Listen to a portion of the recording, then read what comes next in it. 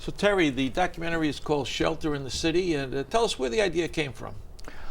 Well, I had done another show called Portraits of Faith for a couple of years, and I wanted to do something a little bit bigger, something to deal with social justice, and I wanted to do something that affects us all, and after seeing what's going on in the city, I wanted to do something about that, and I do see a lot of homeless people, and I wanted to kind of find out why there are so many homeless people and maybe what we can do to help them. Yeah, so did you actually talk to some homeless people? Yeah, quite a few. I talked to quite a few. Some of them wouldn't talk to me, but some of them would.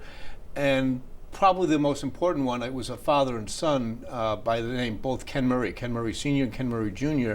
And Ken Murray is a photographer for the Daily News, and his son, who is 24, has been on the streets for more than a year, and he has mental illness. Right now I'm just going to meet up with my son and give him a few dollars so he can get something to eat. He's living on the streets. He doesn't have a place to go at this point. He's schizophrenic. He can't return to my town because the cops out there treat mental illness as a crime. They just want to keep the streets cleaned up. And I talked to both of them, over a period of 6, 7, 8 months, trying to get supportive housing for them, and it has been really, really difficult for them. And I saw some clips of it. Ken is actually out on the streets looking for his son to give him a few bucks because he wants to make sure the kid eats. And I mean, it's a heart-wrenching story. It is really tough because the son does get some money from Social Security, SSI, but as the father says, you give him $10, you give him $50, you give him $100, and he'll spend it or lose it that day. Yeah. So it's really difficult. And even he does take medication, but the same thing. He'll lose his medication, he'll lose his ID, and won't be able to, get it refilled.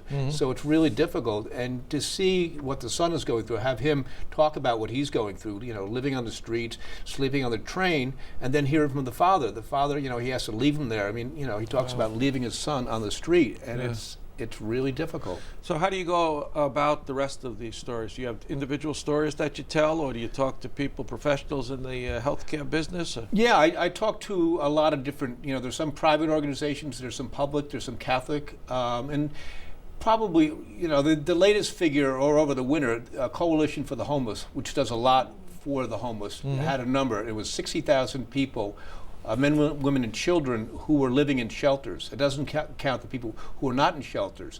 And probably a third of those have mental illness, and probably 25% or 25,000 of them are children, which people don't realize. There's well, I guess maybe it's 23,000 now, which is an enormous amount of children to be homeless, but we don't see them because they're in shelters. Yeah. When you talk about shelters, what are you talking about? Are you talking about these factory kind of shelters and armories and things like that? Well, those you'll see with the men are usually in the bigger, the bigger ones, but there's some private ones and there's some smaller ones. Providence House works with women and children, and they have individual rooms or for families, or for a mother with a couple of kids.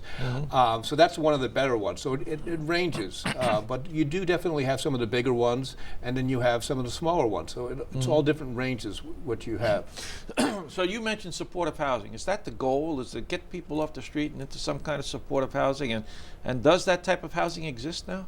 It does exist, and it is, when you talk to the professionals, which I have done, that's what they think is the real answer, is to get them in supportive housing, because it's only through supportive housing that they can get stable enough to find jobs. And if they're, probably a third of the homeless have mental illness, and they really need to be stable enough, when they know they're going to be staying there for for a long enough time, so they can not worrying about next week I got to be out of here. So once they're stable, they're able to get on their medications, and they're able to get stable, and they're actually able to start getting work and to contribute to society. That's what we want to do, is have these people contribute to society, and that's what they want to do, because they do have something to offer. Are some of them resistant to that, though?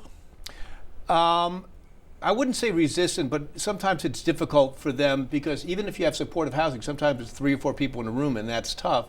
And sometimes they don't like to follow rules. I mean, that's a difficult part of it. So some of them, it can be difficult. It's not an easy thing, but there's a lot. Most of them do want to have supportive housing, because it's better than being in the shelters. Anybody get hostile with you when you approach them on the street, the homeless people? Well, I shot a lot of B-roll and stuff, and one guy saw me doing it, and he put his finger up like a gun like that because he didn't really like that, and I called him over and I said, I told him what I was doing, and what I'm trying to do is make people aware of what these people are going through, to really help them get supportive housing, to get the government and get people behind us, so we have that. And we talked for about half hour, 45 minutes, and he actually liked what I was doing. So that was a tough thing. So how long does the documentary run?